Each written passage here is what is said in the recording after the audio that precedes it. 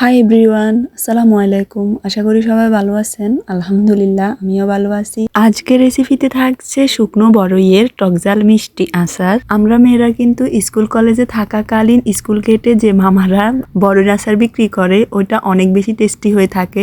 স্কুলে যাওয়ার পরে কিছু খাই বা না খাই, কিন্তু মামাদের হাতের স্পেশাল ওই আচারটা কিন্তু খেতে ভুল করতাম না। আচারটা এতটাই মজার ছিল। আজকের রেসিপিতে আমি ওই রকম ভাবেই আচারটা তৈরি করে আপনাদের মাঝে শেয়ার করব। এই সিক্রেটটাও আমি আপনাদের সাথে শেয়ার করব, কিভাবে ওনাদের আচারটা এতটা টেস্টি এবং মজার হয়ে থাকে। শুকনো বড়ই টকজাল মিষ্টি আচারটা যদি আপনারা এভাবে তৈরি করে দেখেন তাহলে বুঝতেই পারবেন না এটা কি মামাদের হাতের ওই আচার নাকি আপনি তৈরি করছেন। ঠিক একই রকম স্বাদটা পাবেন। এখানে আমি 1.5 কেজি বড়ই নিয়ে নিয়েছি। এগুলাকে 2 থেকে 3 দিন শুকানোর পর ঠিক এইরকম হয়েছে। বড়ইগুলোকে আমি পরিষ্কার পানি দিয়ে খুব সুন্দরভাবে ধুয়ে নিয়েছি, যেন কোনো বালি না থাকে। বালি থাকলে কিন্তু পরবর্তীতে আচারটা খেতে বালি বালি লাগবে, তাই একদম ভালোভাবে ধুয়ে নিতে হবে। এবং কি বড়ইয়ের গায়ে যে বুটাটা আছে ওইটাও ছাড়িয়ে নিতে হবে। এখন একটা বোলের মধ্যে 1 থেকে 2 ঘন্টার জন্য বড়ইগুলোকে ভিজিয়ে রাখবো। আপনাদের হাতে যদি সময় না থাকে তাহলে ভিজানোর দরকার নেই, সাথে সাথেই সিদ্ধ করে নিতে পারেন। এখানে আমি পরিমাণ মতো পানি দিয়ে বড়ইগুলোকে ভিজিয়ে রাখবো। আবারও খুব ভালোভাবে খেয়াল করে দেখতে হবে বড়ইর ভিতর বুটো আছে কিনা, থাকলে এভাবে ছাড়িয়ে নিতে হবে। 1 ঘন্টা ভিজিয়ে রাখার পর পানি থেকে তুলে নিয়ে বড়ইগুলোকে একটা ঝুড়িতে নিয়ে নিতে হবে। এখন চলে যাব চুলায় বড়ইগুলো সিদ্ধ করার জন্য। বড়ইটা সিদ্ধ করার জন্য অবশ্যই পুরনো পাত্র নিতে হবে। পুরনো পাত্র কেন নিতে হবে সেটাও বলছি। তার আগে আমি বড়ইগুলো দিয়ে দিছি। এখানে দিয়ে দিছি 2 কাপ পরিমাণ পানি। এটা দিয়ে এখন 5 মিনিট সিদ্ধ করে নিতে হবে। এখানে চাইলে আপনারা 1 টেবিল চামচ লবণ এবং 1/2 টেবিল চামচ হলুদ গুঁড়ো দিতে পারেন, কিন্তু আমি দিই নাই। এভাবেই সিদ্ধ করব। আমি বড়ইটা সিদ্ধ করতে হলুদ লবণ ছাড়াই সিদ্ধ করি। পরবর্তীতে যখন আচারটা তৈরি করি তখনই কিন্তু সব মশলাগুলো দিয়ে থাকি। উপর থেকে একটা ঢাকনা দিয়ে ঢেকে দিছি 5 মিনিটের জন্য।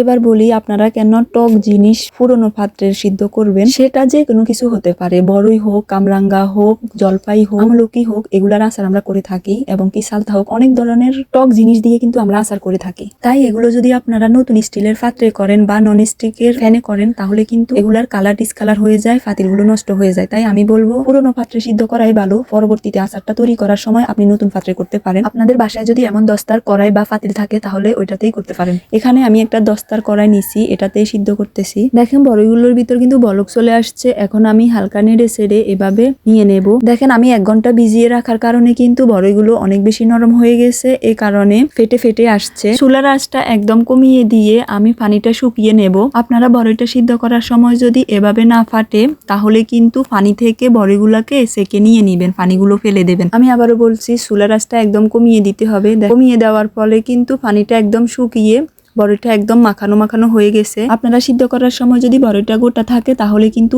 এভাবে হাত দিয়ে মেখে নিতে হবে, তা না হলে কিন্তু মশলাগুলো বড়ইর ভিতর ঢুকবে না। হাত দিয়ে এভাবে করে বড়ইটাকে ফাটিয়ে নিতে হবে। এখন আমি এভাবে করে রেখে দেব। এখন চলে যাব বড়ইর আচারের জন্য স্পেশাল একটা মশলা তৈরি করার জন্য। একটা ফ্যানে দিয়ে দিচ্ছি 1 টেবিল চামচ পাঁচফোড়ন, মেথি 1/2 টেবিল চামচ, ধনিয়া 1 টেবিল চামচ, কালো জিরা 1/2 টেবিল চামচ, জিরা 1 টেবিল চামচ, শুকনো মরিচ 6 থেকে 7টা,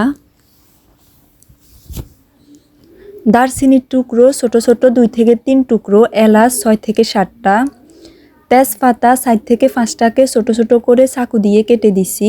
চুলার আঁচটা একদম কমিয়ে দিয়ে এভাবে হালকা হাতে নেড়ে চেড়ে নিতে হবে 1 মিনিটের জন্য। একদম কড়া ভাজা করা যাবে না, এগুলাকে হালকা ভাজা করেই ভালোভাবে ব্লেন্ড করে নিয়ে নিতে হবে।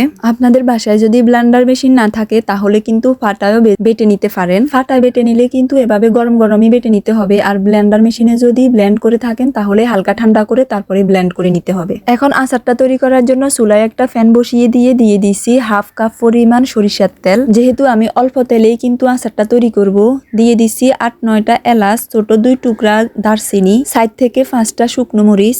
এগুলাকে হালকা ভেজে নেব নেড়ে ছেড়ে।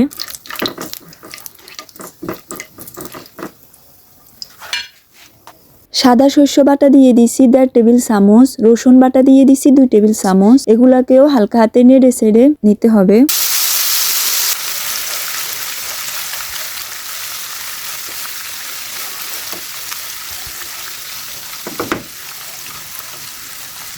তেলের উপর দিয়ে দিব আগে থেকে সিদ্ধ করা বড়ইগুলো। মাখানো বড়ইটা মশলার ভিতর দিয়ে দেওয়ার পর এভাবে মশলার সাথে বড়ইটাকে মিশিয়ে নিতে হবে।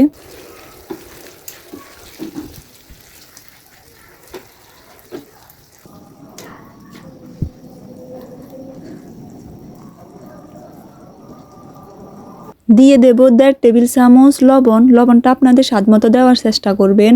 মরিচ গুঁড়ো দিয়ে দিচ্ছি 1 টেবিল চামচ, হলুদ গুঁড়ো 1/2 টেবিল চামচ। মরিচ হলুদটা মূলত দেওয়া হচ্ছে কালারের জন্য।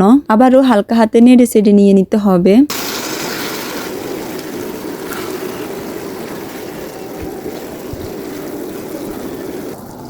এখানে ভিনেগার দিয়ে দেব আমি 2 টেবিল চামচ। ভিনেগারটা দিলে কিন্তু আচারটা বেশি দিন থাকে, নষ্ট হয় না, তাই ভিনেগারটা দেওয়ার চেষ্টা করবেন। আবারও হালকা হাতে নেড়ে চেড়ে নিতে হবে।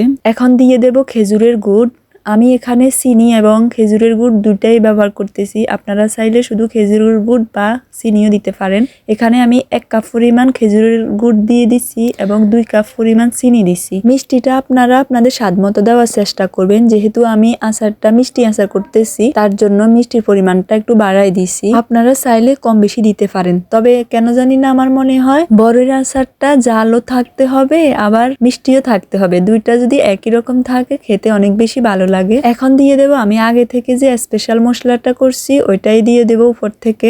মশলাটা দেওয়ার পর আবারও এভাবে নেড়ে চেড়ে নিতে হবে। অবশ্যই চুলার আঁচটা মিডিয়ামে রেখে এভাবে নাড়তে হবে, তা না হলে কিন্তু পাত্রের তলানিতে লেগে যাবে আচারটা। এভাবে 5 মিনিট নাড়ার পরে দেখবেন খুব সুন্দর একটা আচারের কালার আসছে।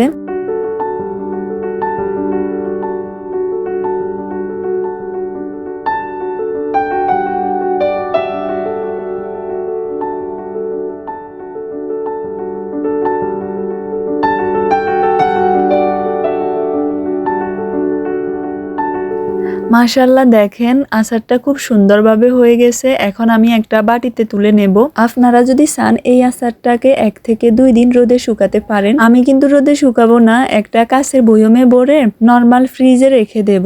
আপনারাও কিন্তু রোদে শুকানোর ঝামেলা ছাড়া এভাবে আচার তৈরি করে নরমাল ফ্রিজে রেখে দিতে পারেন। আপনার আচারটা একদমই নষ্ট হবে না। তবে আপনি যদি মনে করেন যে না 1-2 বার রোদে শুকাতে দিলে হয়তো বা ভালো হবে, তাও দিতে পারেন আপনার সন্দেহ দূর হওয়ার জন্য। না দিলেও সমস্যা নেই, তবে নরমাল ফ্রিজে রাখতে হবে। শুকনো মরিচকে গুঁড়ো করে এভাবে আচারের উপর দিয়ে দিতে হবে, তাহলে কিন্তু আচারের টেস্টটা কিন্তু আরো দ্বিগুণ বেড়ে যায়। আচারটাতে আমি ব্যবহার করছি 1/2 কাপ শুকনো মরিচের গুঁড়ো। শুকনো মরিচের গুঁড়োটা অবশ্যই দেওয়ার চেষ্টা করবেন। এটা দিলে আপনি আচারটা খেতে একদম ঝাল ঝাল মিষ্টি মিষ্টি ভাবটা পাবেন। সবাইকে ধন্যবাদ এতক্ষণ রেসিপিটা দেখার জন্য। রেসিপিটা যদি ভালো লেগে থাকে অবশ্যই কমেন্টে জানাবেন। আল্লাহ হাফেজ, আসসালামু আলাইকুম, ভালো থাকেন সবাই।